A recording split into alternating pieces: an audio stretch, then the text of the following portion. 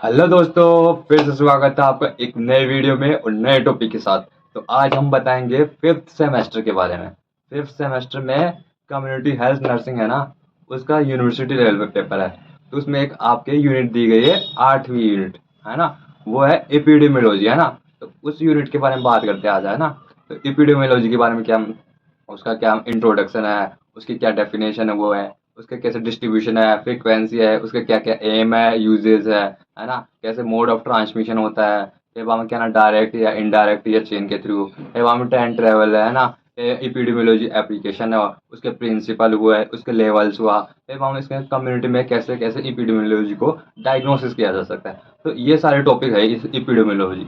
तो मेनली आज अपन बात करेंगे एपिडेमियोलॉजी है ना, उसका कॉन्सेप्ट के बारे में बात करेंगे, उसकी डेफिनेशन के बारे में बात करेंगे, उसकी फ्रीक्वेंसी और उसकी डिस्ट्रीब्यूशन के बारे में बात करेंगे, और फिर हम उसके एम क्या है और उसके यूजेस क्या है। तो मेनली अपन आज 4 टॉपिक के बारे में बात करेंगे। ये एपिडेमियोलॉजी क्या है, उसके कॉन्सेप्ट है ना, डेफिनेशन, फिर हम उसका डिस्ट्रीब्यूशन और फ्रीक्वेंसी है के बारे में बात करेंगे, फिर उसके एम क्या है और इसके यूजेस क्या है ना। तो ये 4 टॉपिक के बारे में बात करते हैं। तो बिना किसी तरीके इस वीडियो को स्टार्ट करते हैं है ना। सबसे पहले अपन बात करते हैं कि एपिडेमियोलॉजी होती क्या है। एपिडेमियोलॉजी है ना, किसी पॉपुलेशन में डिजीज की स्टडी कोई एपिडेमियोलॉजी बोलते हैं ना। किसी कोई पॉपुलेशन है ना, उसके अंदर डिजीज है ना, उसके बारे में स्टडी को बोलते हैं है ना। किसी पॉपुलेशन में किसी डिजीज का डिस्ट्रीब्यूशन हुआ, उसका डिटर्मिनेशन हुआ, उसकी फ्रीक्वेंसी की स्टडी, और उसको फिर उस स्टडी को अप्लाई करना, उस स्टडी को अप्लाई करना, और जो डिजीज है ना उसको कंट्रोल करना है ना।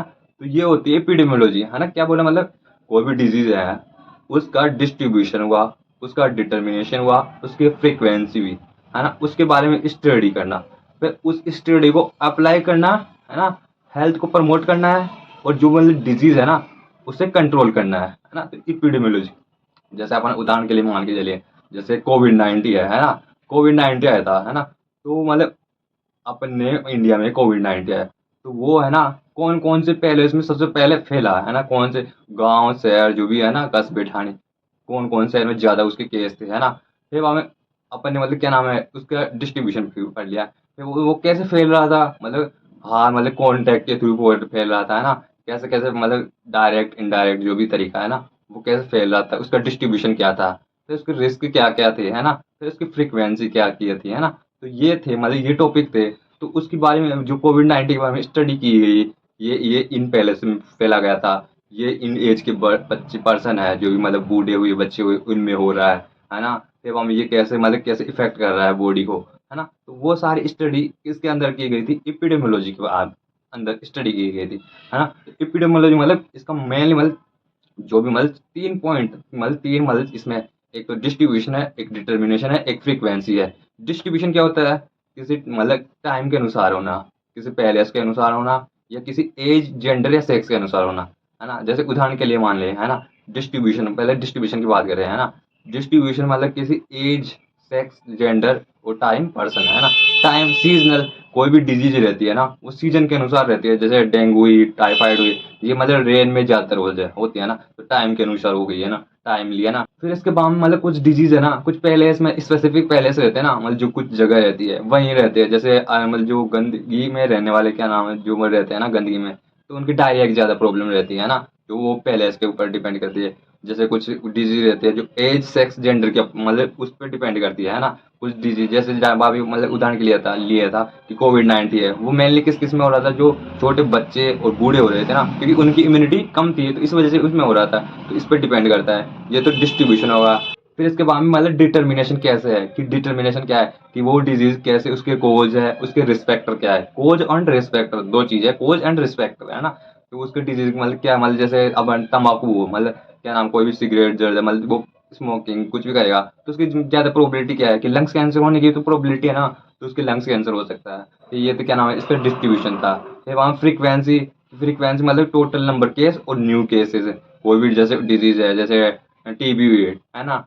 टीबी के मतलब पहले कितने थे, 100 केस थे है ना। फिर वहाँ मतलब उसके न्यू केस कितने, 50 केस और ऐड हो गए है ना।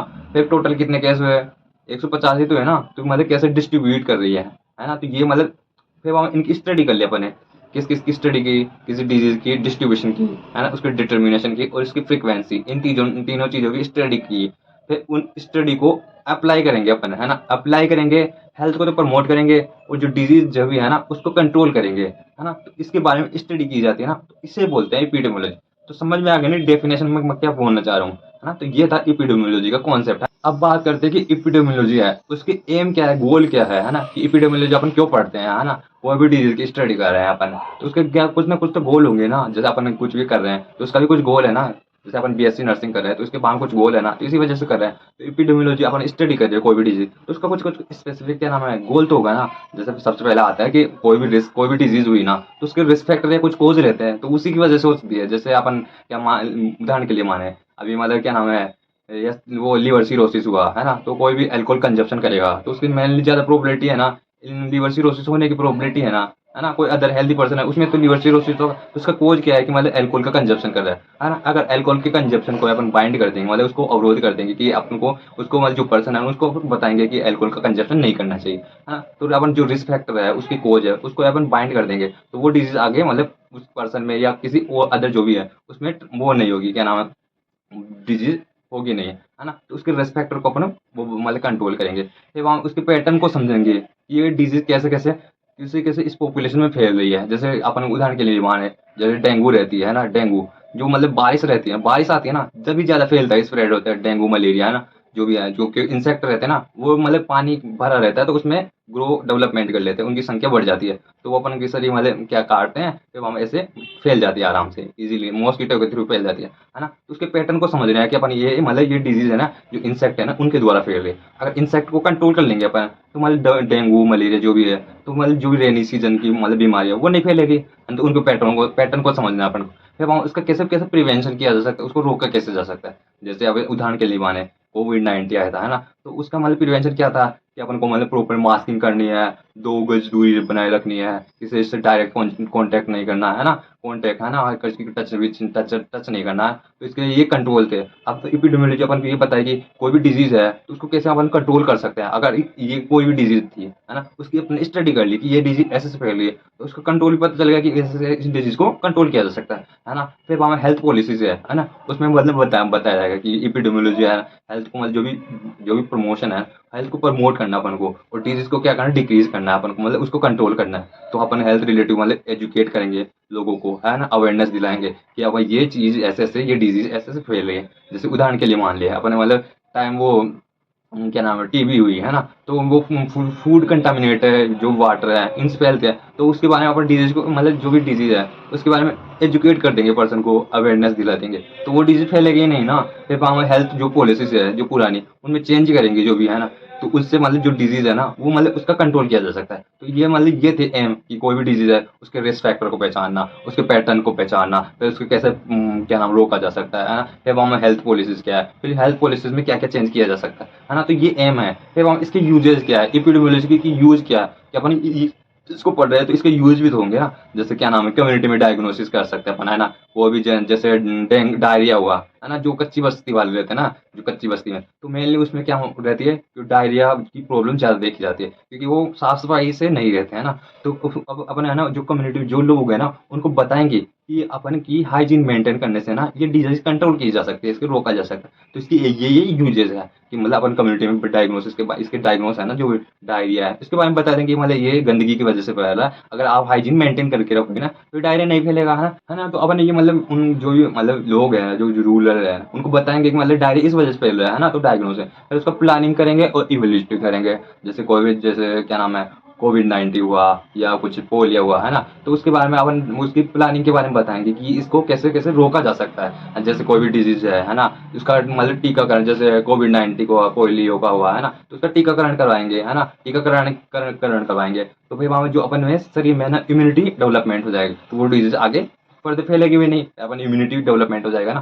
तो ये मतलब उसका इवोल्यूशन करेंगे, उसकी प्लानिंग करेंगे, फिर उसके रिस्क फैक्टर को पहचानेंगे। जैसे अभी बताया कि मतलब क्या नाम है स्मोकिंग करने से अपन के लंग्स कैंसर हो सकता है। तो जो रिस्क है ना, रिस्क क्या है, स्मोकिंग हो रही है ना, स्मोकिंग जो भी निकोट है जो वो कर रहे हैं तो इसकी वजह से हो रहा है। तो अपन जो भी पेशेंट रहा है ना, जो भी कोई, तो उसको बताएंगे कि मतलब ये चीज़ इस वजह से फैल रही है ना, तो उसको मतलब जो भी मतलब उसको रिस्क फैक्टर है ना, उसको अवॉइड कर देंगे, है ना, तो वो आगे मतलब जो डिजीज है वो मतलब ग्रोथ एंड डेवलपमेंट नहीं होगी, है ना। फिर वहाँ उसके क्या नाम है, जो क्या नाम है उसकी रिसर्च है ना, उसके बारे में मतलब अपन उसके बारे में चीज़ें और भी डीप एनालिसिस करेंगे। जैसे क्या नाम है HIV हुआ, है ना, HIV मतलब कैसे फैल रहा है, कैसे ट्रांसमिटेड हो रहा है एक से दूसरे में, तो उसके कंट्रोल के लिए अपन को बताएगा कि मतलब अपने किसी पर्सन के साथ सेक्सुअल कंटामिनेशन नहीं होना चाहिए, कोई ब्लड का अपन ट्रांसफ्यूजन नहीं कराना चाहिए, है ना, नीडल स्टिक इंजरी के बारे में तो सब मतलब कंट्रोल अपन को मतलब हेल्थ से रिलेटेड जो भी है उसी मतलब ध्यान रखनी चाहिए, है ना। फिर वो ये भी मतलब कुछ डिजीज है कि प्रोडक्टिव ट्रेंड के अनुसार मतलब कुछ डिजीज होते हैं, जैसे मलेरिया हुआ,